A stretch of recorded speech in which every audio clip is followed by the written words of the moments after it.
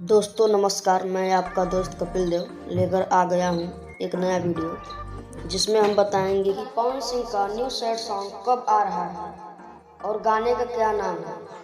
तो वीडियो में आगे बने रहें, पवन सिंह खुद बताएंगे इसके बारे में।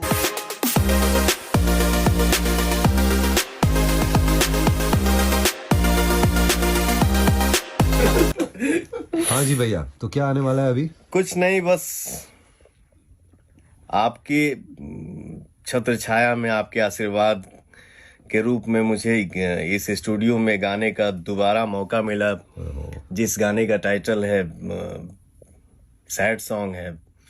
टाइटल भी बोल दीजिए। याद आती नहीं। ओहो, ओके।